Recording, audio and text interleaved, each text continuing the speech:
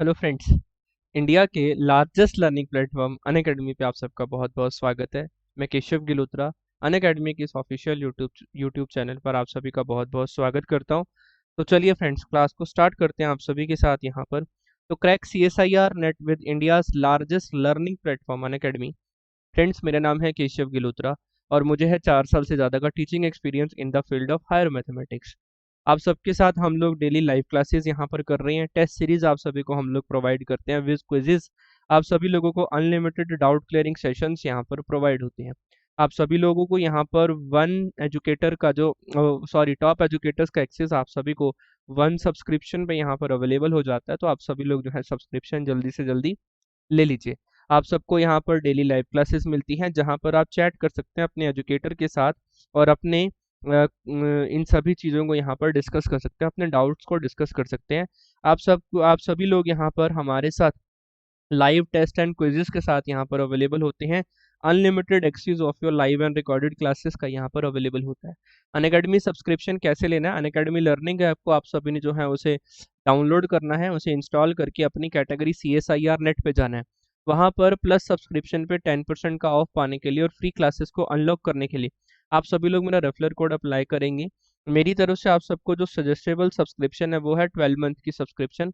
ना ज़्यादा कम ना ज़्यादा ज़्यादा। यहाँ पर आप सभी लोग जो हैं अपने 2 attempt of CSIR NET and 1 attempt of GATE mathematics का आप सभी लोग दे सकते हैं इस सब्सक्रिप्शन में।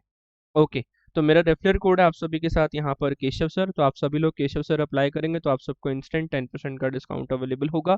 तो देख सकते हो, पहले फीस आप लोगों की 13,750 रुपीज़ की थी, अब आप सबके साथ ये 12,375 रुपीज़ में अवेलेबल होने वाली है। तो चलिए फ्रेंड्स, आइकॉनिक सब्सक्रिप्शन आप सभी के पास अवेलेबल है जहां पर आप personal coach, personalize doubt clearing session, interview preparation आप सभी लोग यहां पर कर सकते हैं विद SOP प्रिपरेशन आप सभी के साथ यहां पर अवेलेबल है along with the India's best educator, live interactive classes, structured course and online test and PPT आप सभी टेस्ट एंड PDFs आप सभी को यहाँ पर अवेलेबल होती है। ये हमारी 12 मंथ की सब्सक्रिप्शन है। आप सभी लोग हमारा रेफरल कोड केशव सर 10 को भी अप्लाई करके ले सकते हैं। Here we go with the concept. ये हमारा सब्सक्रिप्शन कोड केशव सर या केशव सर 10 अप्लाई करके आप सभी लोग इसके बारे में यहाँ पर इन्फॉर्म कर सकते हैं। आइकॉनिक के बारे में मैंने आप लोगों को बता ही दिया था कि क्या क्या टर्मिनोलॉजी हम यहाँ पर डिस्कस कर रहे हैं। अभ्यास टेस्ट सीरीज आप सभी के साथ यहाँ पर अवेलेबल है। तो चलिए फ्रेंड्स, हम आप सबके साथ यहाँ पर इस कंसेप्ट को डिस्कस करते हैं। आज का हमारा जो टॉपिक है वो आप सबके साथ अवेलेबल करवाते हैं। ये क्लास आप लोगों के साथ पहले लाइव भी हो चुकी है, लेकिन उसमें थोड़ी सी प्रॉब्लम आई थी। अब मैं आप लोगों के साथ इस क्लास को रिकॉर्ड फॉर्म में अवेलेबल करवा रहा हूँ। तो चलिए आइए फ्रेंड्स, आप सभी के साथ मैं डिस्कस कर लेता हूँ यहाँ पर basis of a vector space. Basis of a vector space के बारे में हम यहाँ पर डिस्कस करते हैं। क्या होता है ये basis of a vector space? First, अगर मैं ये बात करूँ कि लेट V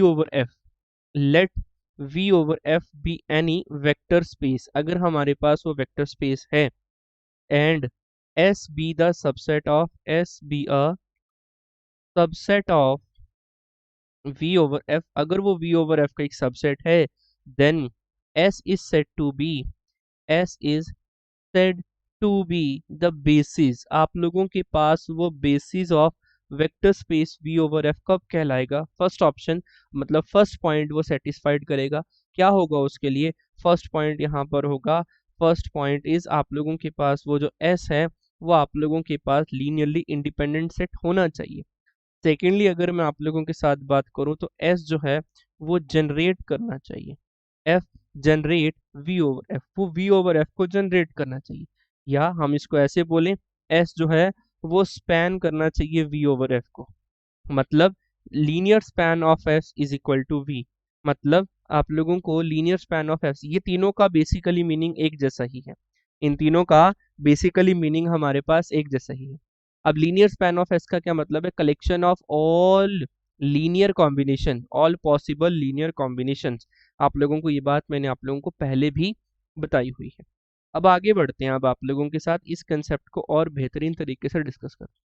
अगर हमारे पास ये बात बोलूं कि मेरे पास कोई U है जो V से बिलोंग कर रहा है, V मतलब vector space V over F से वो बिलोंग कर रहा है, सच दैट वो U अगर आप लोगों का S में नहीं है, तो इसका मतलब आप लोगों के पास वो जो S यूनियन ऑफ U अगर हम अवेलेबल करवाते हैं, एस यूनियन ऑफ यू जो है वो आप लोगों के पास वो linearly dependent set of vector यहाँ पर अवेलेबल रहेगा, linearly dependent set of vector available रहेगा।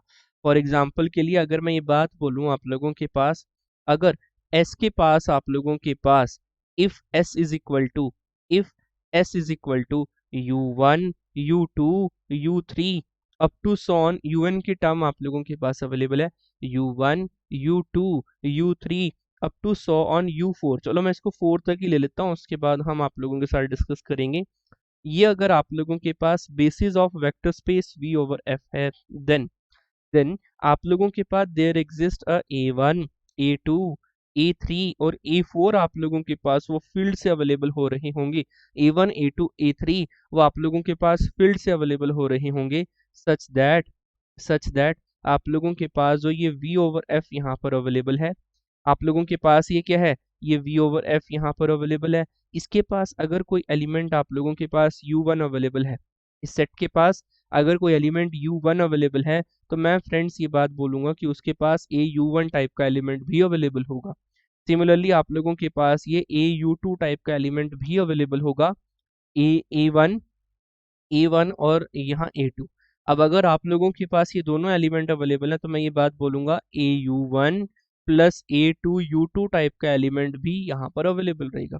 अगर मैं ये बात बोलूँ इसके पास अगर u3 टाइप का एलिमेंट अवेलेबल है, तो माय डियर फ्रेंड्स इसके पास a3 और u3 टाइप का एलिमेंट भी अवेलेबल रहेगा। और अगर ये तीनों अवेलेबल रहेंगे तो a1 u1 plus a2 u2 plus a3 और u3 टाइप का एलिमेंट भी अवेलेबल रहेगा। तो इन सब के लीनियर कॉम्बिनेशन से जो है हमारा पूरा का पूरा वेक्टर स्पेस जनरेट हो पा रहा है। तो हम ये बात बोलेंगे कि हमारे पास वो एक बेसिस का काम यहाँ पर कर रहा है। अब फ्रेंड्स अगर मैं आप सबके साथ यहाँ पर बात करूँ dimension of a vector space के बारे में, तो आप लोग उसके बारे में क्या जानते हैं? Dimension of vector space live lecture में भी मैंने आप लोगों को करवाया था, लेकिन उसमें प्रॉब्लम आई थी थोड़ी सी, है ना, तो जिस वजह से वो लाइव जो है कंटिन्यू नहीं हो पाया था। इस वजह से मैं आप लोगों के साथ इसको अनअकैडमी के प्लेटफॉर्म पर रिकॉर्ड करके आप लोगों को प्रोवाइड कर रहा हूँ। तो आप लोगों के पास ये vector space v over f यहाँ पर अवेलेबल है।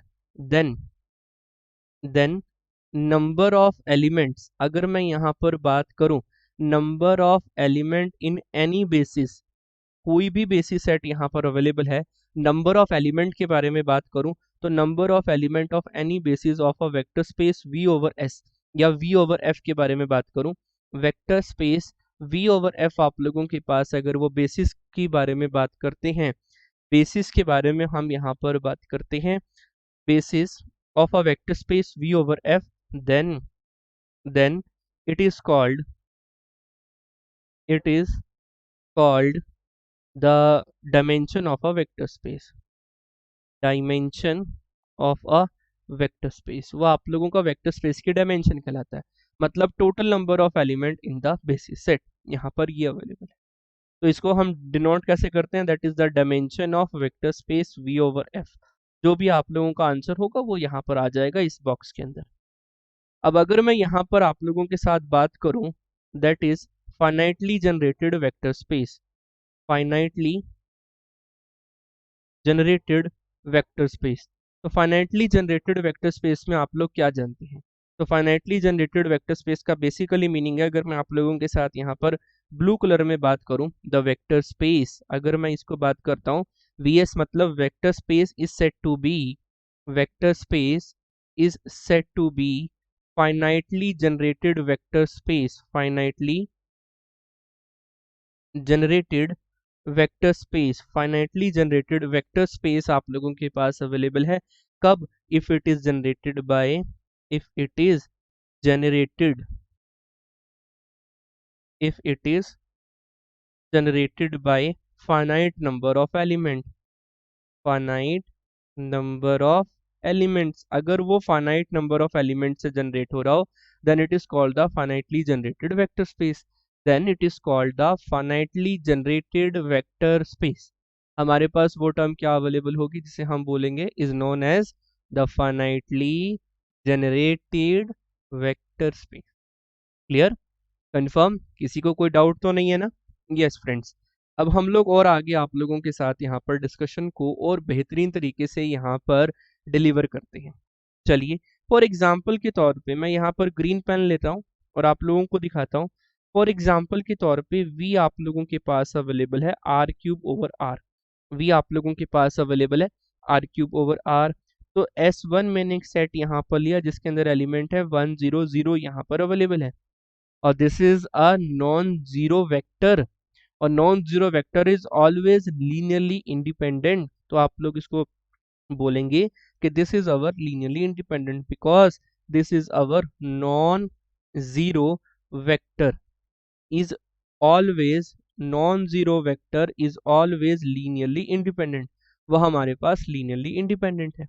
लेकिन ये आप लोगों से इस पूरे से पूरे पूरे के पूरे टर्म से आर क्यूब जनरेट नहीं हो पा रहा। अब अगर आर क्यूब जनरेट नहीं हो पा रहा माय डियर फ्रेंड्स, तो इसका मतलब we can say that but not span R3, वो R3 को स्पैन नहीं कर पा रहा, hence it is not a vector space, hence it is not a vector space. ये जो टर्म है आप लोगों के पास वेक्टर स्पेस नहीं बनेगी। चलिए अब हम लोग और आगे बढ़ते हैं। आप लोगों के साथ एक और एग्जांपल के तौर पे बात करते हैं। मेरे पास यहाँ पर एक S2 सेट यहाँ पर अवेलेबल है जिसके अंदर 1 0 0 एक सेट ये अवेलेबल है और एक सेट है 1 0 1 0 ये अवेलेबल है। ये देखने में तो ये लीनियरली इंडिपेंडेंट है और आप लोग इसको वेरीफाई भी कर सकते हैं कि क्या ये हमारे पास लीनियरली इंडिपेंडेंट है या नहीं, इसको आप सभी लोग वेरीफाई कर सकते हैं।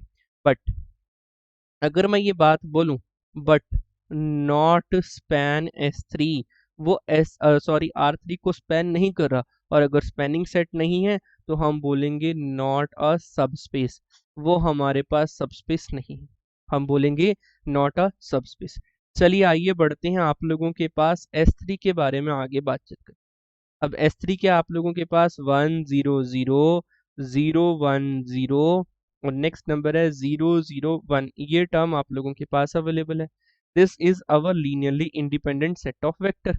Yes, this is our linearly independent set of vector, और यहाँ पर आप सभी लोग जो हैं स्पैन कर सकते हैं R3 के किसी भी एलिमेंट को। कैसे? अब अगर मैं R3 का कोई भी एक एलिमेंट लूँ XYZ which is belongs to R3, तो मैं इस XYZ को आप लोगों के साथ इन्हीं के लीनियर कॉम्बिनेशन में लिख सकता हूँ। कैसे? That is A into 1 0 0 plus B into 0 1 0 plus C into 0 0 1, ये नंबर यहाँ पर अवेलेबल है। अब आप लोग देख सकते हो कि इसको मैंने यहाँ पर A मत लिखो, यहाँ पर ABC मत लिखो, यहाँ पर आप सभी लोग लिखो X, यहाँ लिखो Y और यहाँ लिखो Z। तो यहाँ से ये जो XYZ की टर्म है यहाँ पर, this is our XYZ is equal to the XYZ। तो आप लोग बोल सकते हो कि हाँ ये स्पैन कर रहा है, तो आप लोगों के पास ये क्या है, ये आप लोगों के पास बन जाएगा बेसिस, ये आप लोगों के पास बेसिस बन जाएगा। क्यों? क्योंकि ये जो है यहाँ पर ये स्पैन R3 यहाँ पर ये कर रहा है, स्पैन R3 ये टर्म यहाँ पर कर रहे हैं। ओके, अब अगर मैं यहाँ पर आप लोगों के साथ बात करूं दैट इज S4 के ऊपर। अब S4 मैंने एक सेट यहाँ पर लिया जिसके अंदर एलिमेंट्स कौन कौन से हैं, जिसके अंदर एलिमेंट्स हैं 1 0 0 1 0 0 और आप लोगों के पास है यहाँ पर 1 2 3, यहाँ पर है 1 2 3। आप लोग इसको बड़े आराम से लीनियरली इंडिपेंडेंट इस बात को यहाँ पर प्रूफ कर सकते हैं, ये लीनियरली इंडिपेंडेंट है। लीनियरली इंडिपेंडेंट कैसे? आप लोग इसका डिटर्मिनेंट चेक करके देख लो, 1 0 0 0 1 0 और ये नंबर है आप लोगों के पास 1 2 3 which is not equal to 0, तो हैंस ये लीनियरली इंडिपेंडेंट है। अब अगर ये लीनियरली इंडिपेंडेंट है तो अब आप लोगों के पास इसको स्पैनिंग दिखाना है, तो आप लोगों ने कोई भी एक आर्बिटरी एलिमेंट लिया, कहाँ से? आर क्यूब से आप लोगों ने कोई भी एक आर्बिटरी एलिमेंट लिया, तो मैं ये बात बोल दूं कि this XYZ can be represent as the linear combination of basis set. जो भी सेट में एलिमेंट्स गिवन थे, एलिमेंट्स क्या गिवन थे? A into 1 0 0 plus B into 0 1 0 plus C into 1 2 3, ये नंबर यहाँ पर अवेलेबल है। तो इसका मतलब जैसे ही मैंने इसको कंपेयर किया तो A प्लस सी की वैल्यू आ गई X, B प्लस 2C की वैल्यू कितनी आ गई Y, आप लोगों के पास यहाँ से 2C की वैल्यू कितनी आ गई Z। दिस इम्प्लाइज C की वैल्यू कितनी आ गई आप लोगों के पास Z/2। दिस इम्प्लाइज C की वैल्यू कितनी आ गई आप लोगों के पास Z/2। ये नंबर अवेलेबल है। अगर c की वैल्यू z/2 है तो b की वैल्यू y माइनस 2z/3 यहाँ पर आप लोगों के पास अवेलेबल हो रही होगी। और a की वैल्यू अवेलेबल है x minus z/3, x minus z/3, ये a अवेलेबल है। तो आप लोग इसको देख सकते हो कि मेरे पास कोई भी एक आर्बिटरी एलिमेंट है जिसको मैंने ये x minus z/3 into 1 0 0 term में लिख लिया है। b की जगह वैल्यू आ रहा है y minus 2z/3, that is 0 1 0 की टर्म में यहाँ पर अवेलेबल है। सिमिलरली यहाँ पर z/2 अवेलेबल है 1 2 3 की टर्म में। 1 2 3 की टर्म में ये वैल्यू यहाँ पर अवेलेबल है। Hence we can say that my dear best friends, आप लोगों के पास क्या अवेलेबल है? This is our spanning set, this is our span R cube. आप लोगों के पास स्पैन आर क्यूब अवेलेबल है। अब अगर ये स्पैन आर क्यूब अवेलेबल है तो माय डियर फ्रेंड्स, ये आप लोगों के पास एक बेसिस बनाएगा, बेसिस ऑफ आर क्यूब बनाएगा। तो बेसिस आप लोगों के पास डिफरेंट हो सकते हैं। ओके, अब अगर मैं यहाँ पर आप लोगों के साथ बात करूँ किसी S5 सेट की जिसके अंदर एलिमेंट्स हैं 1 0 0, नेक्स्ट एलिमेंट है आप लोगों के पास 0 1 0, नेक्स्ट एलिमेंट है 1 0 0, और नेक्स्ट एलिमेंट है 1 2 3, नेक्स्ट एलिमेंट है 1 2 3 आप लोगों के पास अवेलेबल है। अब ये जो है इसके अंदर 3 एलिमेंट्स अवेलेबल हैं और ये उसका सबसेट है, लेकिन चौथा होते ही ये आप लोगों के पास नॉट लीनियरली इंडिपेंडेंट हो जाएगा। हाँ, लेकिन बट ये आप लोगों के पास स्पैन जरूर करेगा आर क्यूब को, ये स्पैन जरूर करेगा, लेकिन ये लीनियरली इंडिपेंडेंट है नहीं है। तो इसका मतलब ये हमारे पास नॉट अ बेसिस, ये हमारे पास बेसिस सेट अवेलेबल नहीं करेगा। ये हमारे पास जो है ये बेसिस सेट को अवेलेबल नहीं करवा रहा होगा। आप लोग इस बारे में ज़रा ध्यान दीजिएगा, ये बेसिस सेट को अवेलेबल नहीं करवा रहा होगा। चलिए अब हम लोग और आगे इस डिस्कशन के ऊपर बात करते हैं। आप लोगों के साथ अगर मैं बात करूं एक इम्पॉर्टेंट रिजल्ट के ऊपर, यहाँ पर एक इम्पॉर्टेंट रिजल्ट क्या है मेरे पास यहाँ पर, that is basis is maximally, basis is maximal linearly independent set. आप लोगों के पास वो लीनियरली इंडिपेंडेंट सेट है। अब इसको लीनियरली इंडिपेंडेंट को अगर हम यहाँ पर LI भी लिख दें तो आप लोग इसको बड़ी आसानी से समझ पाएंगे। सेकंड आप लोगों के पास यहाँ पर अवेलेबल है जो बेसिस है आप लोगों के पास वो मिनिमल स्पैनिंग सेट यहाँ पर अवेलेबल होता है, वो मैक्सिमल लीनियरली इंडिपेंडेंट है और बेसिस इज मिनिमल। मिनिमल जो है यहाँ पर आप लोगों के पास वो स्पैनिंग सेट अवेलेबल होगा, मिनिमम स्पैनिंग सेट। और नाउ अगर मैं आप लोगों के साथ यहाँ पर बात करूँ इसके नेक्स्ट रिजल्ट के बारे में, कुछ इंपॉर्टेंट रिजल्ट्स हैं, आप सभी लोग एक बार लिख लीजिए। A set is containing, a set is containing linearly independent set of vector। अगर आप लोगों के पास वो linearly independent set of vectors available हैं, then linearly independent set of vectors हैं, then it can be extended, it can be extended to form, it can be extended to form basis of vector space V over F। वो V over F के basis को form करने के लिए extend किया जा सकता है। अब अगर वो linearly independent set of vector यहाँ पर अवेलेबल है, now we can say that कि हमने इसको बेसिस के लिए एक्सटेंड किया। अब वो कैसे एक्सटेंड किया आप लोग थोड़ा सा सोचिएगा। अगर वो linearly independent set of vector उसके अंदर R एलिमेंट्स है तो R+1 से लेके N तक वो भी सारे जीरो होंगे और वो लीनियरली इंडिपेंडेंट बनेंगे। और अगर वो लीनियरली इंडिपेंडेंट बन के माय डियर फ्रेंड्स, तो इसका मतलब वो स्पैनिंग सेट भी आप लोग बना सकते हैं उसको। अगर वो स्पैनिंग सेट बन गया V के लिए तो वो आप लोगों के पास क्या बन जाएगा, बेसिस सेट की अवेलेबिलिटी यहाँ पर अवेलेबल होगी। ठीक है, डन, बढ़े आगे। चलिए हम एक बार यहाँ पर अपनी रिकॉर्डिंग को एक बार यहाँ पर चेक कर लेते हैं कि कितनी यहाँ पर अवेलेबल हुई है। चलिए एक बार और यहाँ पर वापस आते हैं। तो बेसिस आप लोगों के पास ये वैल्यू यहाँ पर अवेलेबल है। चलिए मैं यहाँ पर नेक्स्ट पेज पे यहाँ पर आगे बढ़ रहा हूँ। आप लोगों के पास कुछ स्टैंडर्ड क्वेश्चंस हैं, यहाँ पर आप लोगों ने लिखना है दैट इज वेक्टर स्पेस। आप लोगों के पास क्या अवेलेबल है, ये है हमारा वेक्टर स्पेस। यहाँ पर आप लोगों के पास अवेलेबल है बेसिस और यहाँ पर आप लोगों ने अनअकैडमी के नीचे लिखनी है इसकी डायमेंशन। ठीक है, तो ये हो गया आप लोगों के डायमेंशन के बारे में बातचीत। फर्स्ट अगर मैं यहाँ पर बात करूँ तो R over R every field may be viewed as a subfield a vector space over its subfield। तो ये आप लोगों के पास क्या है, ये आप लोगों के पास वेक्टर स्पेस है। अब अगर ये वेक्टर स्पेस है तो इस R का कोई भी एलिमेंट लूँ मैं, क्या मैं उसको 1 के कॉरस्पॉन्डिंग जनरेट कर सकता हूँ? यस, बिल्कुल कर सकता हूँ। तो इसके बेसिस सेट में सिंगल 1 एलिमेंट अवेलेबल है, तो डायमेंशन कितनी हो जाएगी? 1 यहाँ पर अवेलेबल होंगी। ठीक है, और ये लीनियरली इंडिपेंडेंट है, क्यों? एवरी नॉन जीरो वेक्टर, अगर मैं बात करूं यहाँ पर, every non zero vector is always linearly independent. ये आप लोगों के पास लीनियरली इंडिपेंडेंट होगा।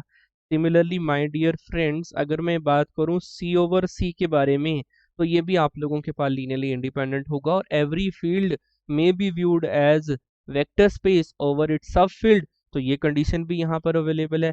इसका मतलब इसको भी जनरेट करने के लिए सिंगलटन 1 की रिक्वायरमेंट होगी। डायमेंशन कितनी हो जाएगी यहाँ पर? 1।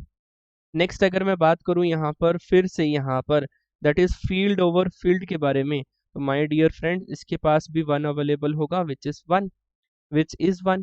नेक्स्ट अगर मैं आप लोगों के साथ यहाँ पर बात करूं that is R square over R के बारे में यहाँ पर मैं डिस्कस करूं, तो आर स्क्वायर ओवर आर में आप लोगों के पास इसको जनरेट करने के लिए इसके स्टैंडर्ड बेसिस की रिक्वायरमेंट बनती है।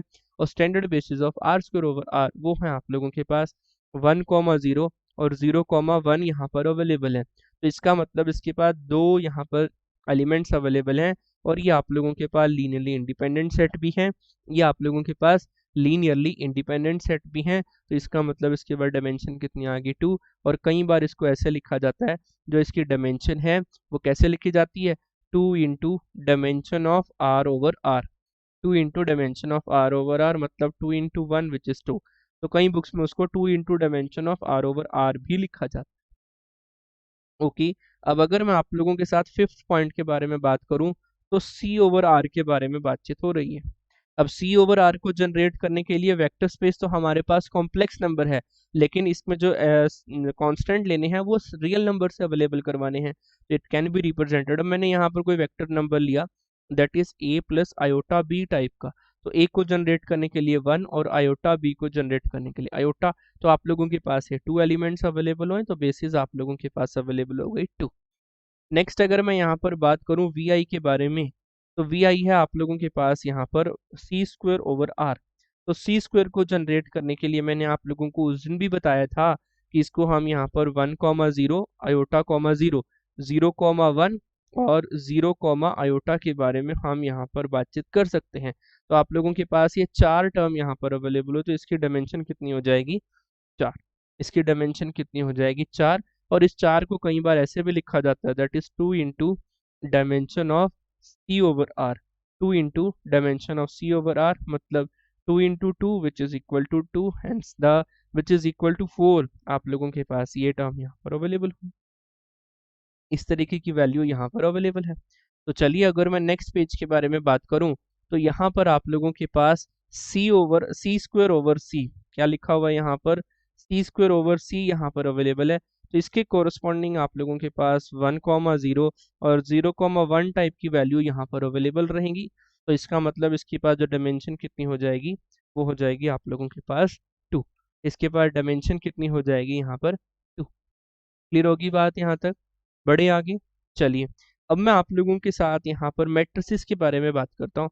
अगर मेरे पास कोई मैट्रिसेस है, set of all m cross n matrices whose elements are coming from over r, अगर ये वेक्टर स्पेस अवेलेबल है, अगर ये वेक्टर स्पेस अवेलेबल है, तो इस टाइप की मैट्रिसेस को जनरेट करने के लिए हमें जो बेसिस सेट की रिक्वायरमेंट होती है वो होती है कि अगर मेरे पास यहाँ पर पहला है A11 को एक्टिवेट करने के लिए, A11 को एक्टिवेट करने के लिए बाकी सारी पोजीशन जो है आप लोगों के पास 0 अवेलेबल होंगी।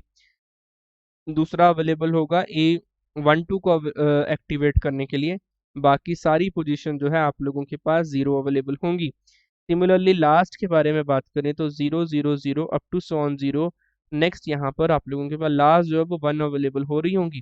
तो टोटल जो इसके अंदर जो डायमेंशन आती हैं वो आप लोगों के पास डायमेंशन आती है mn। तो इस टर्म में डायमेंशन जो है यहाँ पर इसके कोरस्पॉन्डिंग ये वेक्टर स्पेस है, ये बेसिस है और ये डायमेंशन है।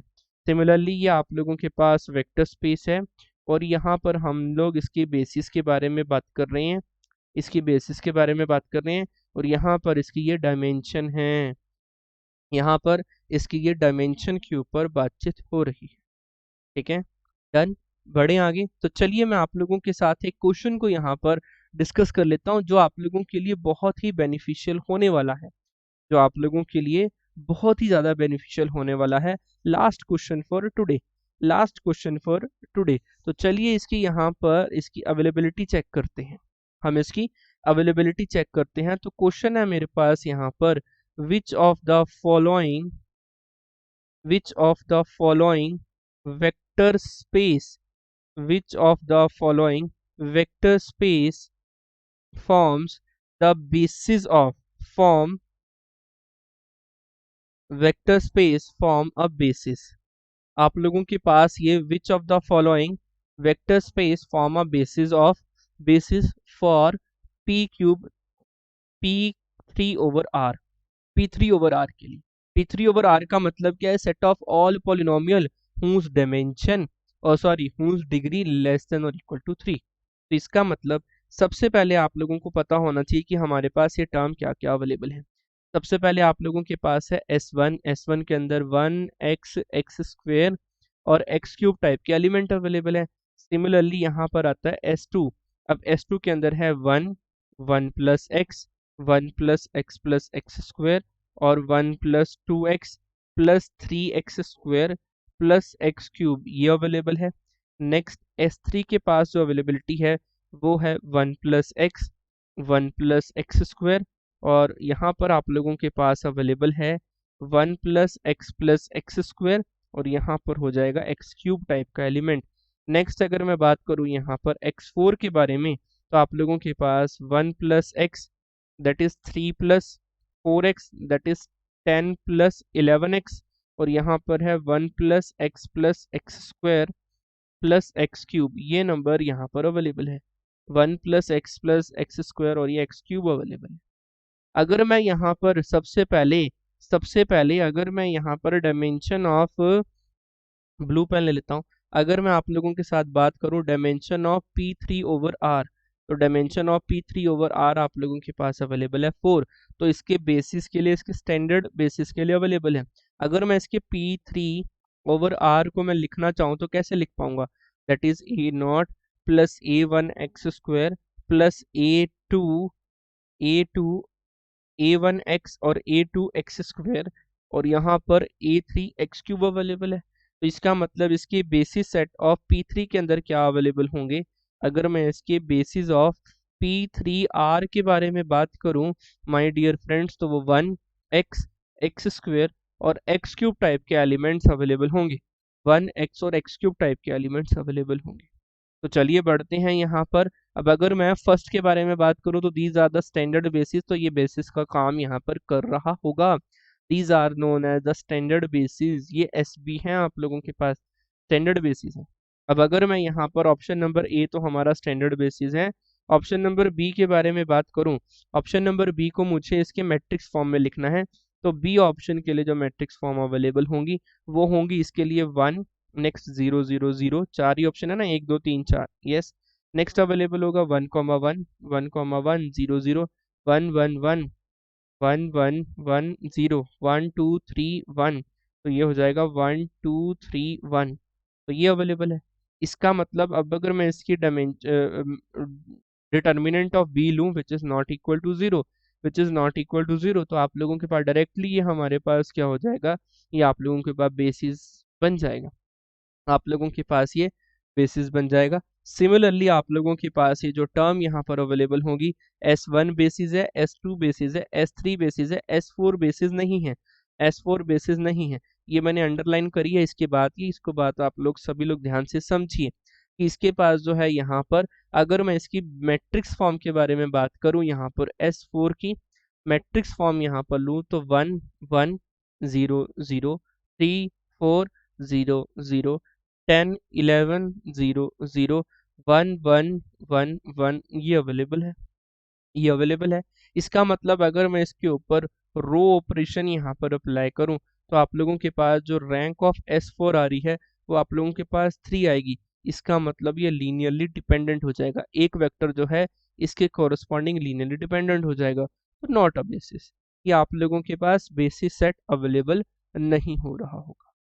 ठीक है, तो आज के लिए आप लोगों के साथ इतना ही था। आप सभी लोग हमारे ऑफिशियल यूट्यूब चैनल को सब्सक्राइब कर लीजिएगा और बेल आइकन को भी प्रेस कर लीजिएगा। ठीक है, ताकि आने वाली ऑफिशियल नोटिफिकेशन आप सबके पास सबसे पहले पहुंचे। तो इसी के साथ thank you friends, thank you so much for being with अस। आप सभी लोग इस हमारी वीडियो को लाइक करिए, इसको शेयर कर लीजिएगा और सब्सक्राइब के साथ साथ बेल आइकन को भी प्रेस कर लीजिएगा।